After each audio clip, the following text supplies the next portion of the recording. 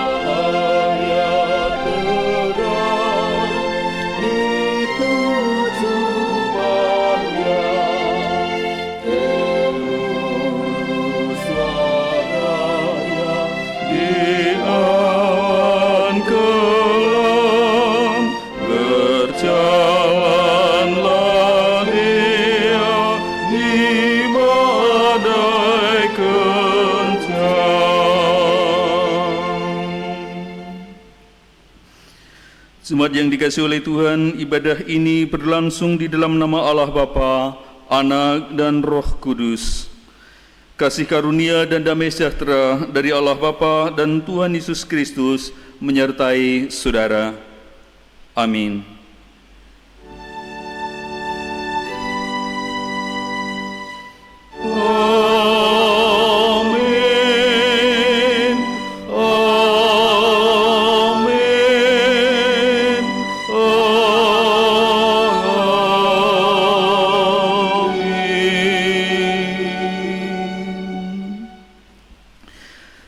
Tuhan yang terkasih, kita sambut salam berkat dari Tuhan dengan bersama memuji namanya melalui Kidung Jemaat nomor 169 bait pertama dan yang keempat.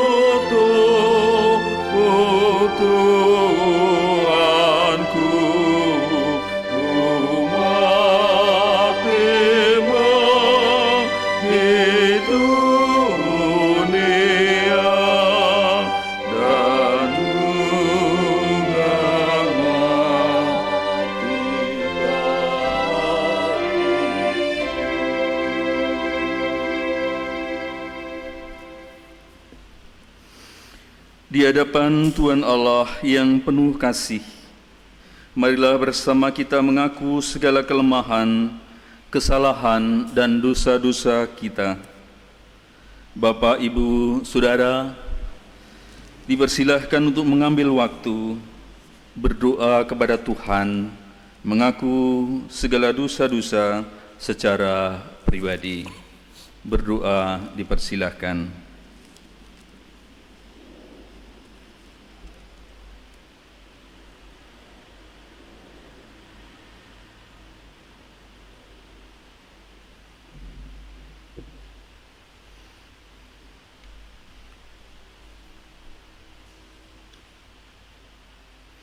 Demikian Tuhan pengakuan dosa kami, terimalah dalam kasih-Mu, dalam Yesus.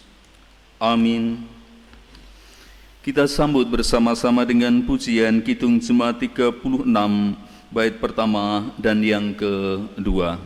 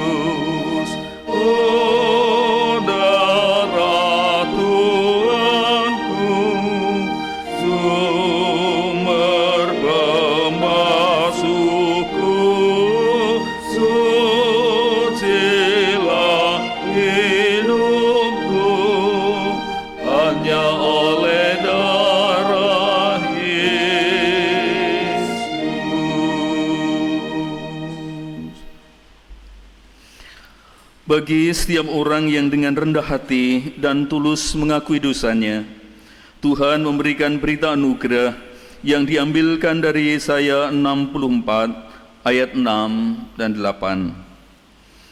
Demikianlah kami sekalian seperti seorang najis, dan segala kesalehan kami seperti kain kotor. Kami sekalian menjadi layu seperti daun, dan kami lenyap oleh kejahatan kami seperti daun dilenyapkan oleh angin. Tetapi sekarang ya Tuhan, Engkaulah Bapa kami, kamilah tanah liat, dan Engkaulah yang membentuk kami, dan kami sekalian adalah buatan tangan-Mu. Demikianlah berita anugerah dari Tuhan. Kita sambut dengan ucapan syukur melalui Kidung Jemaat 368 bait pertama dan yang kedua.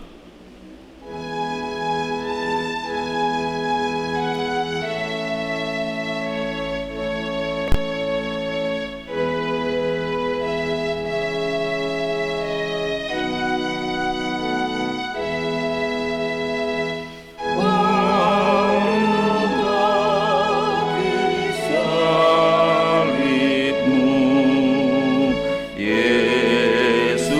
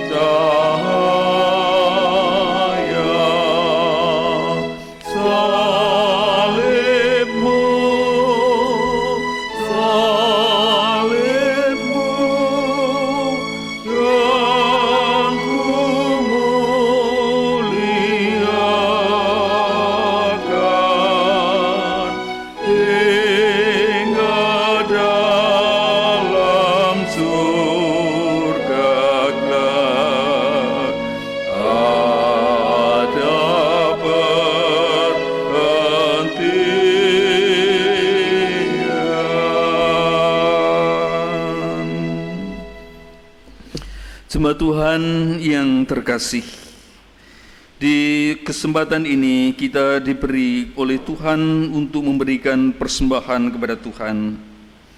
Marilah kita bersyukur pada Tuhan dengan wujudkannya melalui persembahan. Persembahan ini kita dasari dengan firman Tuhan dari 1 Petrus 2 ayat 5. Dan biarlah kamu juga dipergunakan sebagai batu hidup untuk pembangunan suatu rumah rohani bagi suatu imamat kudus, untuk mempersembahkan persembahan rohani yang karena Yesus Kristus berkenan kepada Allah. Mari kita iringi persembahan kita dengan menyanyikan kidung jemaat 365B, Tuhan ambil hidupku.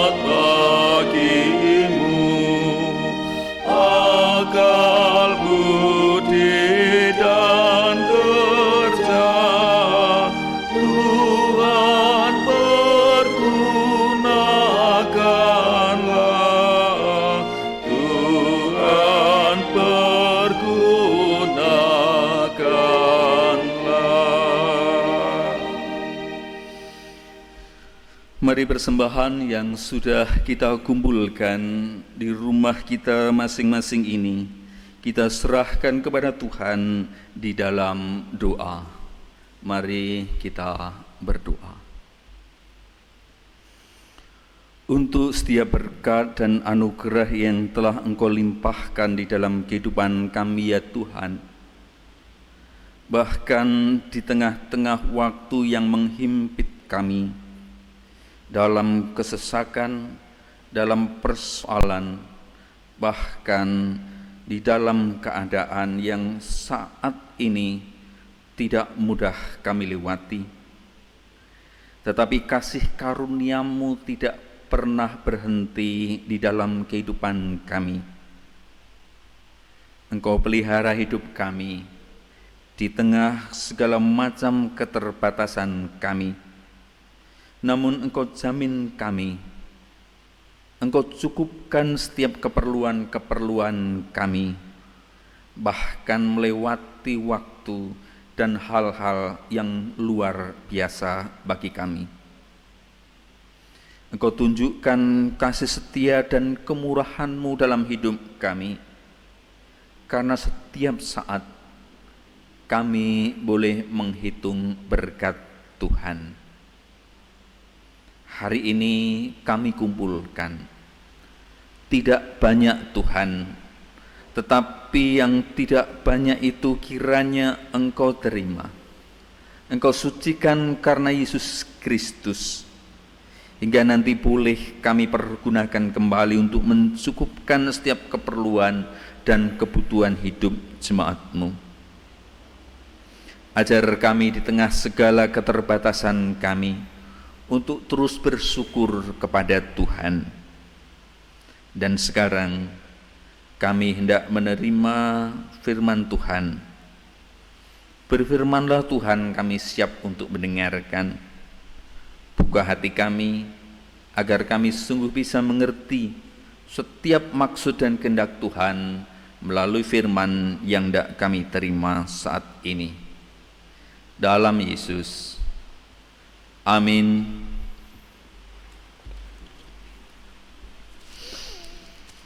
Ibu, bapak, saudara-saudara yang dikasihi oleh Tuhan, pembacaan Injil Tuhan Yesus Kristus di ibadah Jumat Agung ini diambilkan dari Yohanes 19.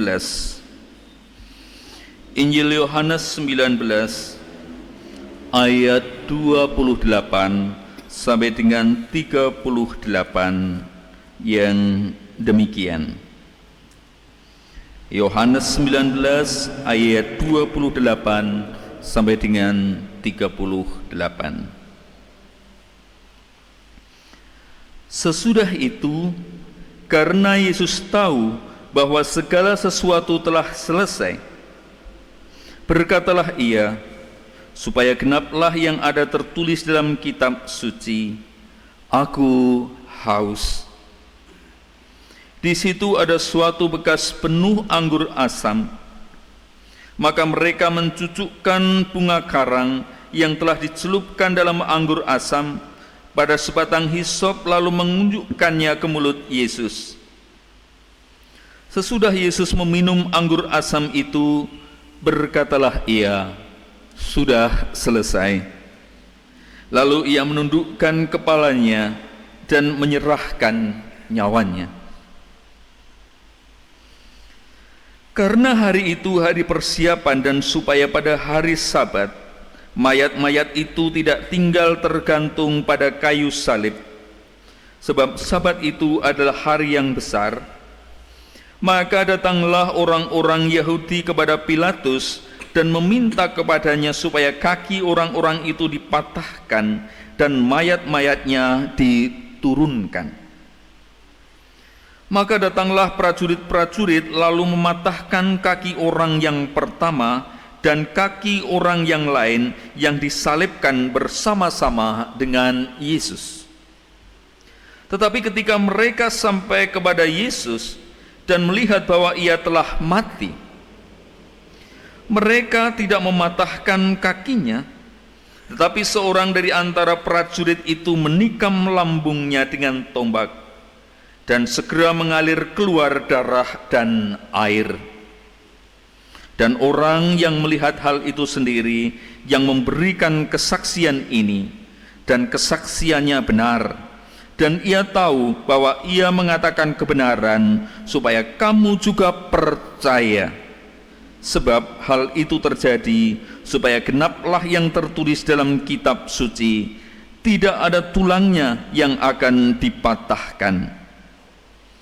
Dan ada pula nas yang mengatakan, mereka akan memandang kepada Dia yang telah mereka tikam. Sesudah itu, Yusuf dari Arimatea, ia murid Yesus, tetapi sembunyi-sembunyi karena takut kepada orang-orang Yahudi, meminta kepada Pilatus supaya ia diperbolehkan menurunkan mayat Yesus. Dan Pilatus meluluskan permintaannya itu. Lalu datanglah ia dan menurunkan mayat itu. Demikianlah Injil Tuhan Yesus Kristus. Yang berbahagia ialah mereka yang mendengarkan firman Tuhan dan yang memeliharanya. Hosiana.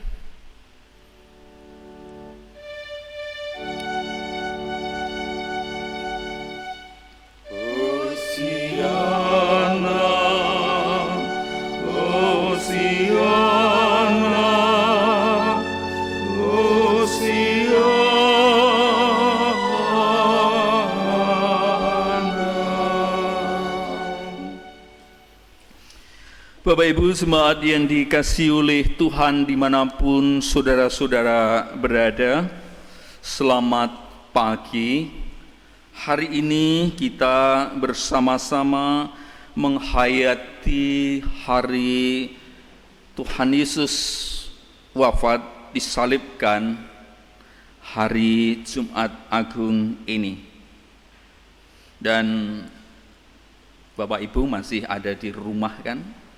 Karena kita masih ada dalam suasana di mana sebaiknya kita tinggal di rumah saja. Nah, Bapak Ibu yang dikasihi oleh Tuhan, kalau hari ini meskipun kita di rumah, tetapi kita masih bisa menikmati waktu kita. Kalau hari ini kita masih bisa menikmati makanan kita dalam segala keterbatasan kita, karena memang suasana kita saat ini luar biasa sekali. Ya, cari makanan itu tidak semudah pada waktu sebelum ada bencana virus sekarang ini. Kalau di rumah itu adanya ya paling telur, paling mie instan, dan setiap hari anggota keluarga kita mengkonsumsi itu. Tetapi puji Tuhan karena kita masih bisa menikmati semuanya itu. Namun ketika kita menikmati itu semua, pernahkah kita berpikir bahwa di luar sana ada orang yang bekerja melakukan sesuatu? Jadi di sana, di luar rumah kita itu masih ada orang yang bekerja melakukan sesuatu sehingga memungkinkan bagi kita untuk merasakan semua itu. Masih ada peternak yang mengambil telur di kandang-kandang. Masih ada para petani yang memetik sayur di sawah ladangnya. Masih ada para produsen tahu, tempe yang masih bekerja, yang memungkinkan kita masih bisa menikmati itu dengan segala keterbatasan. Artinya apa? Karena memang sekarang gerak kita tidak sebebas pada waktu dulu. Bahkan waktu ini wajib bagi kita untuk mengenakan masker. Tapi maaf, sekarang ini saya nggak pakai masker karena ini saya bawa karena memang jarak kita jauh, jadi saya tidak perlu memakai masker sekarang ini. Nanti Bapak Ibu tidak bisa melihat mulut saya yang bercakap-cakap ini, nggak enak kan, jadi hanya melihat masker yang bersuara. Jadi pernahkah kita berpikir bahwa di luar sana itu masih ada juga orang yang bekerja sehingga memungkinkan kita memperoleh bahan-bahan pokok untuk makan kita? Saya yakin karena memang di keluarga-keluarga kita masih tersedia makanan yang akan kita konsumsi sepanjang kita tinggal di rumah. Tapi juga pernahkah kita berpikir bahwa sekarang ini juga banyak orang yang mengalami kerugian, para peternak yang mengalami kerugian karena mereka terpaksa menjual murah.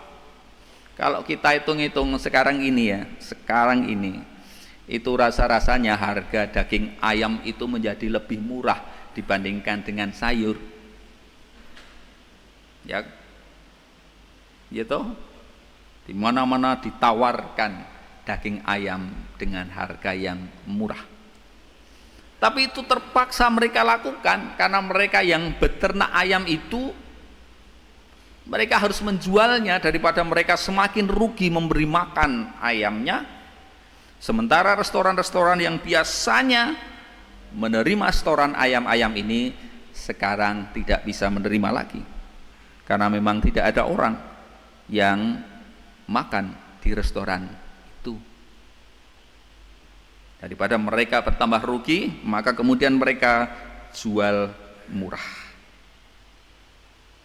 Nah, kalau kita menarik lebih jauh lagi, maka hal akan kita temukan bahwa di dalam hidup kita atau di dalam perjalanan hidup kita selalu saja ada orang-orang yang berkorban untuk kita. Berkorban untuk kita. Sekarang mari kita mulai menghitung sejak kita lahir. Sejak kita lahir. Oh, sejak kita lahir sudah ada ibu kita yang berjuang untuk melahirkan kita. Setelah mengandung kita 9 bulan sekian hari, dia kemudian berjuang untuk melahirkan kita dengan selamat.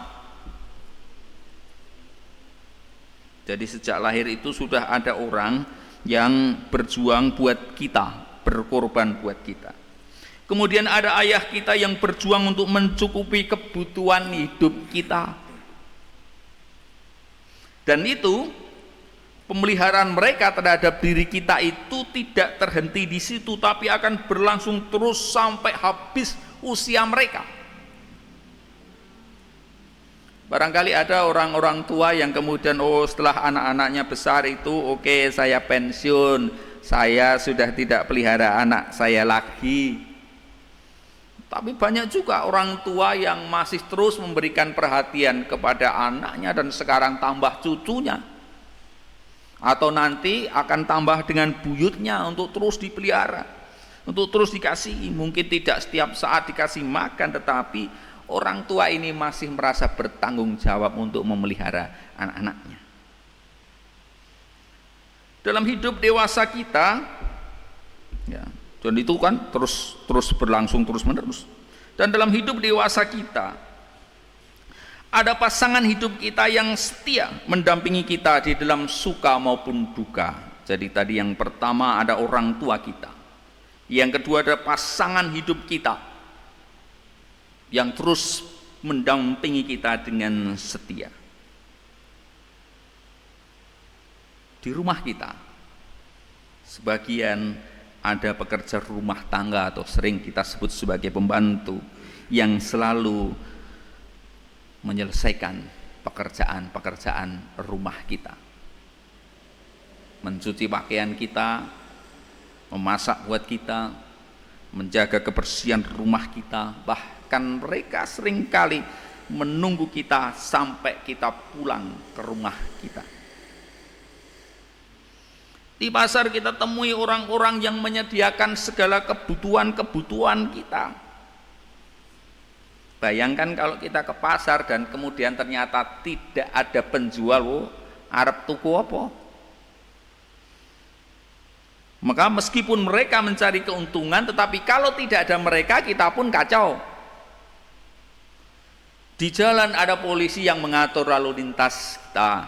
Bahkan pagi-pagi ada pegawai pekerjaan umum yang membersihkan, dinas kebersihan perkotaan itu membersihkan jalan-jalan kita. Di kantor ada teman-teman kita yang setiap saat mereka bersedia untuk membantu kita dalam kesulitan-kesulitan kita. Dan dalam pergaulan kita ada teman-teman kita yang setia. Kadang mereka menunggui kita manakala kita sakit, menengok kita, atau mereka menghantar kita ketika kita punya keperluan-keperluan, dan mereka hadir menolong kita ketika kita di dalam persoalan dan kesulitan-kesulitan. Mereka ini orang tua kita, saudara-saudara kita, teman-teman kita, pembantu kita, adalah orang-orang yang selalu siap berkorban bagi kita. Tetapi apakah kita menyadari kehadiran dan pengabdian mereka-mereka ini di dalam kehidupan kita? Apakah kita betul-betul menyadari hal itu? Hari ini kita memperingati Jumat Agung, penyaliban, kematian Kristus. Ia yang tidak seharusnya ada di sana, tetapi karena kasih-Nya kepada kita, Ia telah merelakan dirinya, disalibkan dan mati untuk kita. Bahkan dengan kesadaran penuh, Tuhan Yesus itu menjalankan misinya itu dengan kesadaran penuh. Itu bukan kecelakaan, itu sesuatu yang dengan sadar dia lakukan semuanya. Juga tidak dalam keterpaksaan atau dilalah kebetulan, tidak. Semuanya dia lakukan dengan kesadaran yang penuh. Bacaan kita menunjukkan kepada kita yang demikian. Yesus tahu bahwa segala sesuatu telah selesai. Jadi dia tahu, ini telah selesai. Saya melakukan semuanya ini, dan sekarang saat akhir menyelesaikan misinya itu. Yesus sadar betul melakukan itu. Dia dengan sadar kesadaran diri melakukan misi ini, dan itu bagi kita sopo awake dhewe itu. Ia disalibkan mati untuk kita dengan kesadaran penuh melakukan misinya sampai tuntas. Hari ini kita menghayati semua itu, dan peristiwa itu kemudian menjadi sangat penting kita rayakan pada saat-saat keadaan kita yang seperti sekarang ini. Jumat Agung menjadi sangat penting kita hayati dalam konteks keadaan kita sekarang ini, di saat banyak orang sedang merasakan kebosanan yang luar biasa. Menghayati Jumat Agung pada suasana hidup yang penuh dengan kebosanan. Tanya anak-anak, Bapak Ibu semua, bosen enggak? Setiap pagi nerima WA dari sekolah gurunya, apa yang harus dikerjakan? Harus difoto, ada yang harus di video. Bangun pagi mengerjakan itu semua, kemudian nanti setelahnya mau jalan keluar nggak boleh, mau jalan-jalan, mau main nggak bisa, pokoknya hanya di rumah, di sekitar rumah, di depan TV. Jadi mulai dari ruangan depan TV, kemudian ke ruang makan, ke dapur, ke kamar mandi, ke situ lagi, terus hanya itu saja tempat yang dia lihat hari itu, dan itu berlangsung berhari-hari. Bosen nggak? Tanya anak-anak kita, bosen? Saya sampai kasihan dengan anak-anak itu. Kadang-kadang kalau kami sudah selesai dari pekerjaan, kami pulang, kemudian mandi, ayo mandi semua. Kemudian kami naik kendaraan, hanya jalan keliling saja, muter tok, nggak keluar. Hanya sekedar supaya tidak bosen di rumah. Jadi itu kayak zaman dulu saya ingat, ditumpak ke kendaraan muter mubeng itu wis seneng banget itu. Jadi hanya sekedar melihat suasana jalan itu sudah senang, tapi nggak boleh keluar. Kalau keluar harus pakai APD lengkap. Jadi aksesorisnya itu lengkap. Harus membawa hand sanitizer, kemudian pakai masker. Nanti setiap saat mereka harus pakai hand sanitizer.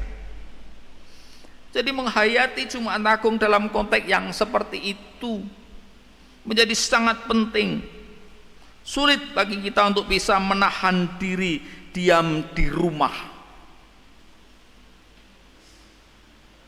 Menghayati Yesus yang sudah berkorban bagi kita di saat kita sulit menahan diri untuk terus bisa diam di rumah. Mengorbankan keinginannya sendiri. Kudune nek pon kining pasar Klitikan, kita menahan diri untuk tidak ke sana. Harusnya biasanya pergi ke tempat-tempat keramaian.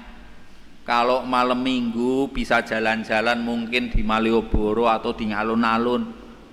Sekarang kita harus menahan diri untuk tidak melakukannya.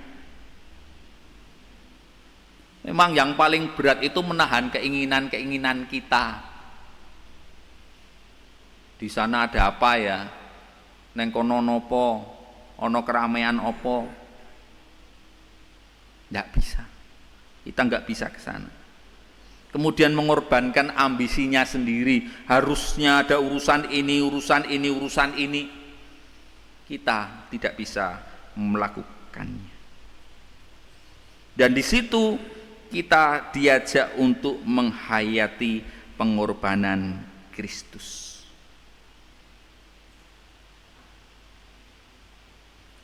Betapa sulitnya. Apalagi menghayati pengorbanan Kristus itu hanya bisa kalau kita bisa menghargai pengorbanan orang lain bagi kita.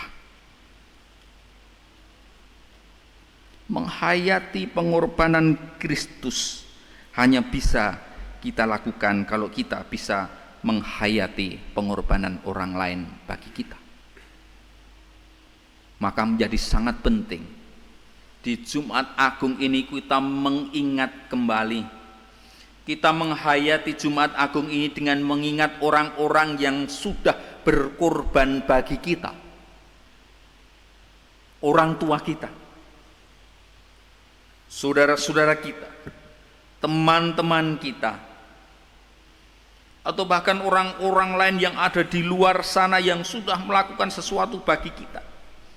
Atau kalau dalam konteks bencana kita saat ini, kita menghayati pengorbanan para petugas medis. Di tempat lain ada yang mereka tidak boleh pulang ke rumahnya, tidak boleh, dilarang oleh masyarakat, tidak boleh pulang karena di rumah sakit dia merawat orang dengan sakit corona.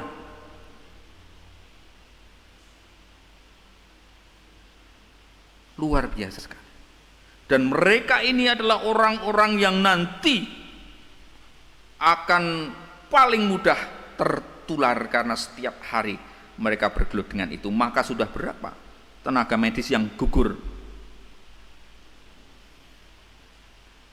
Pengorbanan Kristus hanya bisa kita hayati kalau kita bisa menghargai mereka yang sudah berkorban bagi kita.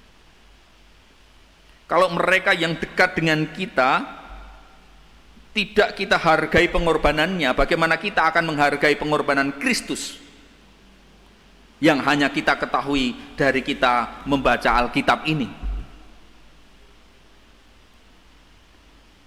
Kalau pengorbanan orang tua kita saja tidak pernah bisa kita hargai, kalau pengorbanan pasangan hidup kita, suami atau istri kita tidak pernah bisa kita hargai, bagaimana kita bisa menghayati pengorbanan Kristus yang hanya bisa kita baca dari Alkitab ini?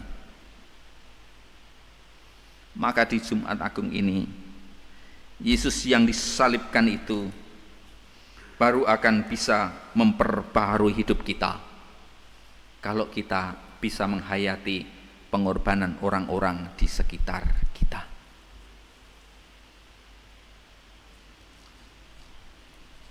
Karena perubahan yang kita harapkan itu adalah bagaimana kita bisa lebih mengasihi, lebih menghormati orang-orang di sekitar kita, ya orang tua kita, ya pasangan hidup kita, ya teman-teman sahabat kita. Dan konteks sekarang ini adalah para petugas medis yang menjadi prajurit-prajurit yang sedang berperang untuk kita. Mari kita mengenang mereka, mari kita hayati mereka, kita bersyukur kepada Tuhan kalau kita ingin merasakan pengorbanan Kristus, menghayati dan menghargai pengorbanan Kristus. Kenang, hargai mereka yang sudah berkorban bagi kita. Amin.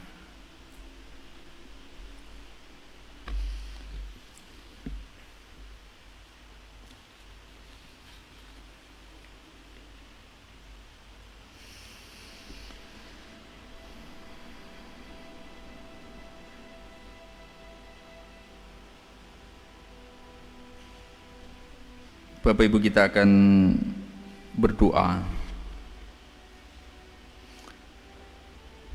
dan nanti Bapak Ibu bisa menambahkan doa-doa khusus bagi anggota keluarga masing-masing di dalam doa di keluarga-keluarga. Saya akan mulai menghantarkan doa kita. Tuhan, kami bersyukur untuk firman-Mu. Kami bersyukur karena hari ini Tuhan mengingatkan kami. Sudah banyak orang yang berkorban bagi kami. Bahkan kadang-kadang tidak kami sadari, kadang-kadang tidak kami hitung bahwa ada orang yang sudah meluangkan waktunya untuk mengunjungi kami.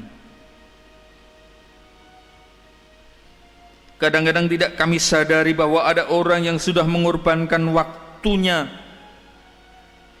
hanya untuk menunggui kami. untuk menolong kami. Hari ini kami Tuhan ingatkan untuk menghayati pengorbanan orang tua kami yang sudah melahirkan kami, mendidik kami, memelihara kami.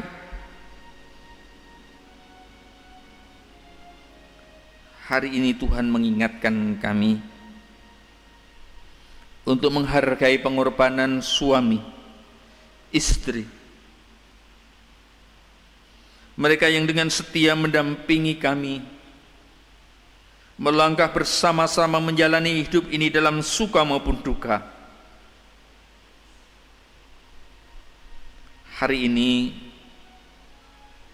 Tuhan mengingatkan kami menghayati pengorbanan Kristus hanya bisa kami lakukan kalau kami sudah bisa menghargai pengorbanan orang lain bagi kami dan mengubah hati kami untuk juga siap sedia berkorban bagi siapapun dan dalam situasi apapun. Karena hidup kami menjadi berharga karena pengorbanan Kristus. Karena hidup kami menjadi diperbaharui karena pengorbanan Kristus di kayu salib. Saat-saat ini, di tengah tangga bencana darurat COVID-19,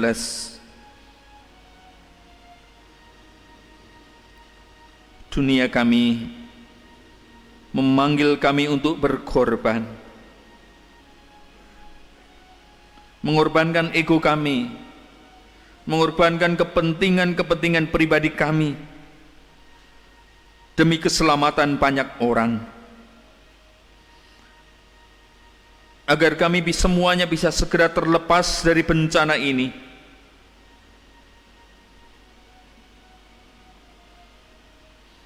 Begitu indah kami lihat pengorbanan Kristus,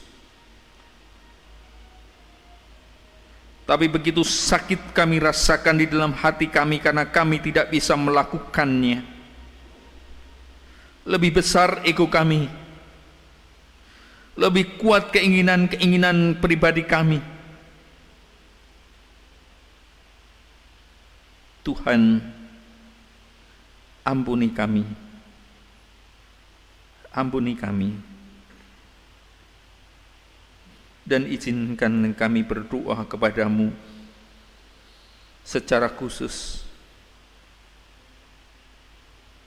bagi keluarga kami masing-masing, bagi teman dan saudara-saudara kami. Kami akan mengingat mereka.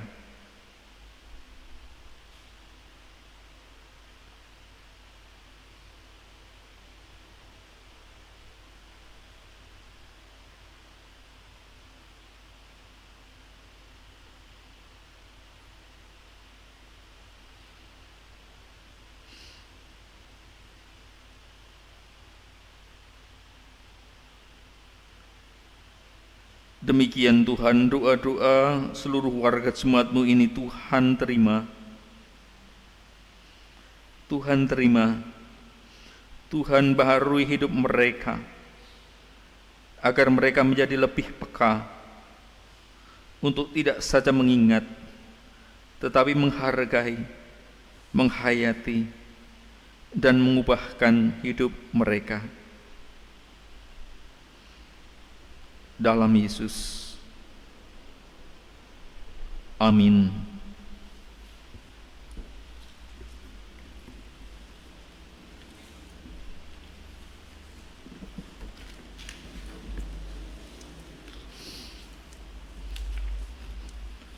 Jemaat yang dikasihi oleh Tuhan, marilah kita bersama dengan umat Allah di masa lalu, masa kini, dan masa depan mengingat pengakuan pada baptisan kita menurut pengakuan iman rasuli. Aku percaya kepada Allah Bapa yang Maha Kuasa, Khalik langit dan bumi, dan kepada Yesus Kristus anaknya yang tunggal Tuhan kita, yang dikandung daripada Roh Kudus, lahir dari anak darah Maria, yang menderita di bawah pemerintahan Pontius Pilatus, disalibkan, mati dan dikuburkan, turun ke dalam kerajaan maut. Pada hari yang ketiga, bangkit pula dari antara orang mati, naik ke surga, duduk di sebelah kanan Allah Bapa yang Maha Kuasa, dan akan datang dari sana untuk menghakimi orang yang hidup dan mati. Aku percaya kepada Roh Kudus, gereja yang kudus dan am, persekutuan orang kudus, pengampunan dosa, kebangkitan daging, dan hidup yang kekal. Kita mengakhiri ibadah kita pada hari ini dengan bersama menyanyikan Kidung Jemaat 177 bait yang pertama.